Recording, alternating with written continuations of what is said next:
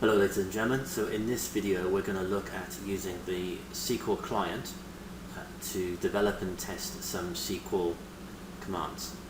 So when you follow the link to the REPL, you'll get this simple Python program, and this program is what we're going to use to enter our SQL commands, which is then going to be run by a database. Now all of the connection to the database is taken care of for you. You don't need to worry about that. All we're going to do here is execute some simple commands. So the first command we're going to execute is we're just going to get the database to tell us its version number, just so that we can make sure that we're using the most up-to-date version of the database possible.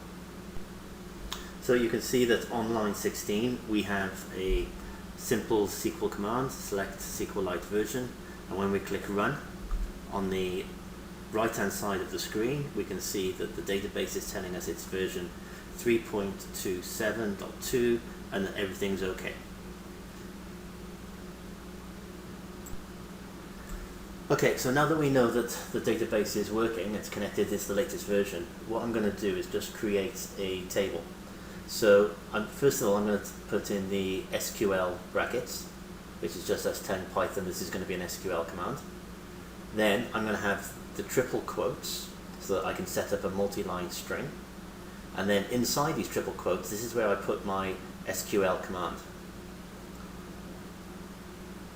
So we have create table, people, then we're going to have brackets, and then within those brackets we have two fields, name, which is text, and age, which is an integer.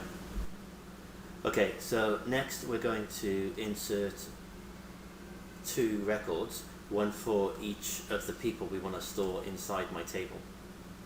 So I'll use the insert into command with the people, and then I'm going to be inserting data into the name and age fields, and the values, which I'm going to put into single quotes, are Sala and 21. Now 21 is a number, so it doesn't need to be in quotes, just like it when we're doing Python. And then because I have a second person, I'm going to duplicate my insert into people, so that's just copy and paste, and then just change it to create a second person. Okay, so when we run this command now, we can see that we've created a table and we've inserted two people into my table. Everything is okay and everything looks fine. Now, there's a little trick that we have to also incorporate into these scripts, because every time I run this script now, the table that I've created stays still. This isn't like a normal Python program when the program ends, everything is volatile and everything disappears. So the second time I run this script, I'm going to get an error which says the table people already exists. So I'm trying to create a table that already exists.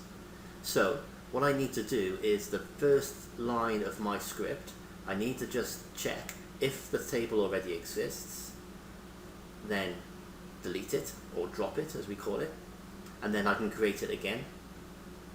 And if it doesn't exist, it's going to create it anyway.